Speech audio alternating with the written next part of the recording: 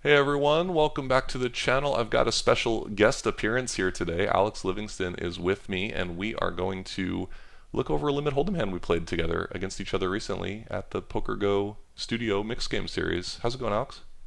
Pretty good. How are you this morning, Chris? Good. Keeping busy. I have a lot of hands that I looked up from PokerGo, and this was one that you and I played towards the end of the day. So pretty big levels where it was obviously a meaningful hand for both of our tournaments. And since we do a lot of mixed minds poker work together, I thought it would be a good opportunity for us to both talk about the hand. Limit hold'em hands are sometimes ones that people gloss over in the mixed games, but I think in these 8 game and horse tournaments, they're definitely a valuable part of the mix to be studied in and to play well. Yeah, absolutely. This hand was a blind battle. You opened small blind, I 3-bet big blind, and we can just take a look at the ranges here pre. So I ended up having Jack 9 of hearts, and you had Ace King off, right? So Yeah. Ace King with the Ace of Spades on this Jack 6-5 3 spade flop texture. And so just for people that maybe are a little less familiar with these wide range limit hold'em spots, we both get to do a bunch of everything pre-flop in these configurations, and probably um, probably I made the bigger mistake here pre-flop. By 3 betting Jack 9 suited, we can see that it's only 20% of the time. Am I really supposed to do that? I could have just called.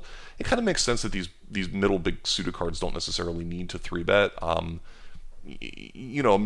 not necessarily getting anything better to fold, early on in the hand, and I want to kind of mix with everything, and I want to preserve my 3 bets more for just clearly better high hands or more kind of bluffy combinations. You could see that like the solver is really happy to do a bunch of 3 betting from hands like even smaller cards like 9-6 suited to hit different board textures a little better, or King 5 suited type of hands like come to mind. And Yeah, it's then interesting to see like 5-4 suited and 6-5 suited almost pure because obviously they have really good connectivity and playability, but then they also give you that board coverage. Whereas I guess you have enough board coverage with kind of the Jack X stuff with other Jack X combos that you can 3-bet more frequently. I think that makes sense, and also maybe the Jack Nine suited can end up in a bigger pot where it's more dominated, whereas these like small zero gappers are often just like completely live cards that have good equity against high cards, and as you Yeah. said, good playability for different board textures, which is nice. And then I guess the only other decision would be like obviously you could 4 bet pre-flop with your ace king, but we see that the solver's just doing basically a bunch of mixing here. It's like kind of important that you don't totally cap your out of position range. We see the solver never wants to flat with his all the premium pocket pairs. But again, you could even go either way with that. If the in position player c bets too many flops, you sort of make the value back right away. Yeah, and I like to definitely throw some strongish hands in my calling range there where I'm going to have a ton of weak. You can see some of the weak stuff I'm opening, and nice to protect that with some stronger stuff. Yeah, so then we get this flop. Obviously, I'm in position here. From my point of view, I've got Jack 9 of hearts. I see a Jack high flop. I'm pretty happy about things. Obviously, it's a monotone board, which is always a little bit scary in limit hold'em, as you can just be close to dead against flop flushes and things like that. But we see this as just a high frequency c bet board for me, and my hand is pretty happy to bet for value here and basically continue getting both value and protection on various runouts. And then I got check raised by you, which was not fun Yeah, because so immediately go ahead. scary. Right. Yeah, and I had ace king with the ace of spades, which just felt like a very natural semi bluff because I'm actually just pushing equity against almost everything. I mean, even against your hand, I'm pushing equity with two overcards and the ace of spades. And I can start to pressure some one pair hands to fold by the river if I decide to go for three streets of betting. But mostly it's just kind of a value raise. Yeah. You don't want to think of your value raises as always being centered around pairs. You want to think of them as being centered around, and this is something you learn playing PLO as well, is a value hand is just a high equity combination. It is not necessarily like some current strong made hand. Right, especially in like limit poker, in PLO as well, but like maybe compared to no limit hold'em where you're preserving implied odds or protecting your range in other ways. Like in limit hold'em, you just kind of want to bash them over the head with equity, and clearly your hand is doing quite well against a wide part of my range, and very hard for you to be in bad shape, of course, especially holding that key ace of spades. So not much to talk about here. I do have some immediate folds. Like some of my weakest hands here are just sort of like, well, this is a bad board for me. If I have 10-8 of hearts and everything. Some players would maybe be inclined to peel these hands. I guess more likely people would probably overfold this spot in limit hold'em, maybe with hands that have a little bit too much going on to just immediately fold. I'm thinking of a hand like two, maybe like almost two overcards. So like, I don't know, King 9 comes to mind. Yeah, so like King 9 is kind of borderline if it has no, obviously not the flush, or King 9 off combos that have like no spade. But you still kind of have to peel a lot of hands here. I think a lot of people would fold those hands, and it's interesting because yeah, you'll notice in limit hold'em in 3-bet pots, the solver's doing very little folding just because of how excellent the price is on that small bet street. Yeah, and if your opponent's capable of finding, semi bluffs on the flop, or those thin raises. I mean, even if I could see your exact hand, there's a lot of hands that I have with live cards that really shouldn't fold given the good Right. price that I'm getting. So in the game, the turn was an offsuit 3, and then you decided to check, which a little bit confused me in game because I do think that most players just kind of continue barreling once they take the aggression lead on the flop. Can you talk a little bit about how you see that in limit hold'em overall and what you were thinking? Yeah, I felt like I still had a hand that had some showdown value and had a decent amount of equity, but of course, both those things have gone down a little bit. Especially my equity overall against your range is not as strong as it was on the flop. But Ace King High can still be the best hand, so I figured I can just check call. If you do have some light floats, I can pick up a bet out of those hands. I'm realizing my equity, and then also in these tournament situations, if I'm ever close between an aggressive action and a passive action, I tend to lean a little bit more towards the passive action for stack preservation reasons. So betting and getting raised and having to put one extra bet in. Like you mentioned, Chris, it was towards the end of the night. The limits were quite big. Both of us had, I believe, kind of short to middling stacks. Is that right? Yeah, I think so. I think it was a pretty consequential pot for both of us. Yeah, so it didn't feel like a situation where I needed to be the one driving the action. Of course, my hand has plenty of equity. I'm always going to see the river, and I can always make river decisions.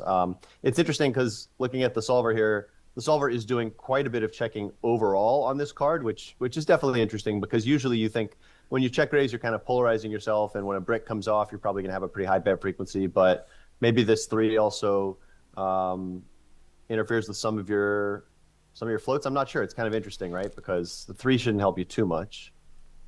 Yeah, no, I think it has less to do with the 3 and more to do with the fact that a lot of your hands on the flop are going to be semi bluffs that have a spade, right? So when Right. it doesn't come a spade, it's sort of one of these way ahead, way behind board textures. I do agree. It kind of reminds me of like a very dry flop texture where you're check raising a lot. I mean, if we just look back, you are check raising this flop 40% of the time. So Yeah. when you're check raising, when you're supposed to check raise in solver land that wide, then obviously you need to realize that you don't get to just barrel off that entire range on every run out because that's just gonna like lead to all sorts of problems of having like just too many weak hands in your range. If we look at hands that have a lot of green here, that kind of shows hands that were like high frequency check raises on the flop, but now are slowing down quickly, and it kind of looks like a lot of them are just coming from kind of a weak pair kind of a hand, like kind of even a hand similar to yours, right? Because your hand is sort of the same, where it's like probably ahead on the flop, but now it just isn't necessarily interested in barreling off. A lot of ace high hands with one spade, or just not necessarily barreling here. Um, Yeah, yeah, I I mean think one thing that's fives. I mean, is actually kind of going for a check raise, which is kind of fun, like a double check raise yeah, candidate. that is cool. I think one thing that's interesting is kind of like you mentioned on this board, I will have a lot of semi bluffs on the flop that contain one spade. So, for instance, if you take a paired board, something like 7-7 deuce rainbow, I believe that if I check raise that board, I'm going to have a lot more follow throughs on turns. Right, because you're sort Because of in claiming that a seven a situation, lot. I'm Yeah. just quite a bit more polar. But here, I have all these one spade combos that are like, they're not complete air. They don't need to bluff. They can check and realize their equity in the check call line. And a lot of these ace highs you can see as well. So it seems like I have maybe more middling hands in general. Yeah, definitely. So the way the hand actually played out, you did check, and then I thought for sure I need to go ahead and bet my hand. I mean, in a way, your hand looks somewhat face up as a drawing hand, and I thought, well, my hand is just like too good. I do think that if you bet the turn, I'm just calling down. Like I'm clearly not Yeah. thinking my hand is good enough to raise. I guess we can look at that real quick. If you do bet the turn, we can see. Yeah, I mean, no jack, no single pair here is really raising. I'm only really starting to raise two pair plus, and then if I do have a raise, it's going to come from like these over pairs. I guess not two pair plus because I can have these over pairs. And then I Hmm. was going to guess that maybe if I did raise the turn that maybe you would do something crazy with the ace of spades in your hand, but it doesn't look like the solver really wants to do that with like something like ace king with the ace of spades. It's not going to go for a crazy 3-bet semi bluff or anything. In the real line, you checked, and then yeah, we see that I'm just betting here for value with a pretty wide range. I mean, really at this point, I'm also doing a lot of bluffing with single spade hands myself. So it's just one of these boards where both players can have everything from flop nuts to all sorts of in between hands that are interested in protection and semi bluffing, and a very common but difficult spot in limit hold'em because the ranges are so wide and the board is not dynamic, but sort of the pair values are sort of unexpected here, right? I mean, when you have these low card boards, you get a lot more in between hand strengths. Like when you have a hand like a ace five or something like that, the question is this strong enough to bet? Ace six clearly yes, ace five clearly no, according to Pio here. Yeah. So I bet, and then you called, which looks straightforward. And the river was an offsuit ace, which was not my favorite card to see, but obviously I was more worried about a spade. And I remember you thought for a little bit and then decided to check. I guess you were considering leading on this card. Yeah, it's kind of a weird one because my exact hand is somewhat interested in leading. I figured you could have a lot of one pair hands that value bet the turn, but maybe don't value bet the river. Maybe something like 6-7 of hearts would go for a turn bet and not a river bet. But I guess ultimately, and it's a little too bad that I maybe gave that off in game because it could have given you an indication. Of course, it could be just a spot that I'm balancing, but perhaps you picked up on the fact that I had a lead candidate and that could have affected your decision. But yeah, it feels like my exact hand kind of wants to bet for some reason, Yeah. but my range just says, well, no, when you've taken this line, your opponent is supposed to be quite polar. And even though they have some of those middling hands, you just need to check and give them, they have all the strongest hands and they have the weakest hands. Yeah, totally. I mean, I think we often feel this in limit poker when we get to the river that my hand feels like it's worth a little bit more than a check call, but it's definitely not worth opening up the action with a check raise. And Exactly. sometimes the solver will solve that by playing a lead. Here we can see that would have been actually. I'm surprised at how bad it is according to solver's EV here. You're losing 12% of a big bet. So I think that's a pretty sizable difference. I would have expected it to be closer. Yeah. And then I guess if you factor in tournament considerations, it makes it even more of a check. Yeah, maybe so. That makes sense, right? Because the cost of getting raised is worth a little bit more. And now in game, I wish that I had picked up on it in the way that you suggest, where I could have used that to read that maybe you hit the ace, but Hmm. apparently I didn't, or at least I overrode that instinct because I just bet for value with my hand. We can see that the solver's fine with my play here. Jack 9 suited is going for pure value, and in fact, in solverland, checking loses a lot of EV guys. So this is probably something to take away for your cash games. Is look at how much EV you're losing by checking here in solverland. It's about 17% of a big bet. So a sizable mistake to check this hand out. And why? So look what happens when we bet. Well, look at all the worst hands that we're supposed to be getting called by. Look at all the green. I mean, we've got all these pairs of fives and sixes. This makes up a sizable chunk of Alex's range here. We've also got hands like even king, queen high that are interested in hero calling. So it's definitely a board where we're going to have some bluffs. And if we look at our bluffing candidates, we want to find these like kind of low EV, low frequency little slivers of bluffs that would find their way here and then consider turning themselves into bluffs. There are always sneaky combos mixed in. So I'm seeing like no, king 10's a flush.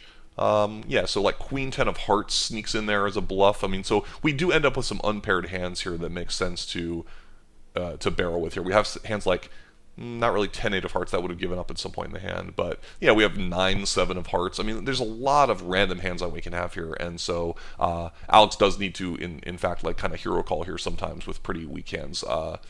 And obviously, if I'm not value betting a jack, then actually it makes calling with something like king queen even better, right? Because now you're not really facing that thin value. You're basically only facing a bluffer or like a very strong hand like a flop flush or two pair plus. I think that's a pretty important note for viewers is that sometimes you actually want to hero call more against tighter players, and that sounds counterintuitive, but a lot of tighter players really struggle to have the appropriate range of value bets that they should. This can be true in any game. It doesn't have to be limit hold'em. And because of that, they often end up with kind of a bad ratio of value bets to bluffs, and they actually end up over bluffing because they can't go for thin value. Right, there's always bluffing possibilities, right? Especially in limit hold'em, you just have hands that miss, and you'll see sometimes players in limit hold'em, especially, even turn hands into bluffs that are like even have some showdown value. Like, so it wouldn't surprise me if a live player would bluff with something like like a king of spades in his hand here. You know what I mean? Like where like he would just be like, oh, I got here to the river, I need to bet with this king queen. But look, the solver is just pure checking with something like king queen with the king of spades. But this is the sort of hand that I would expect a lot of human players to bluff with. So it's easy for people to find hands that feel desperate and need to bluff, and then if they don't go for the value, it's like you said, they're maybe just going to have way too many bluffs. Yeah. All right, well, this hand worked out poorly for me and good for my buddy Alex here, as I did bet and he did snap call, and when he called quickly, I was like, oh, go just the jack, and that's obviously you're kind of hoping for that live timing tell thing where they really Yeah. cry and call, and that didn't work out for me, so I lost this one. But an interesting hand. We both had our chances on this board. It was a very kind of a roller coastery hand in some ways, and yeah, happy to hear your side of it and go over the hand together here on the call. And just want to let everybody know that Alex and I are working together starting in the spring here again, and we are going to be putting up info soon on our social medias, and you can get the link in the YouTube description below for our upcoming 2026 Mixed Minds Poker Seminar, where we will be going over all the hands from this year's 100K Super High Roller Bowl won by Yuri Zavalevsky, and really excited to be back with you, Alex, for another year of Mixed Minds and to go over the 100K because it was an awesome tournament.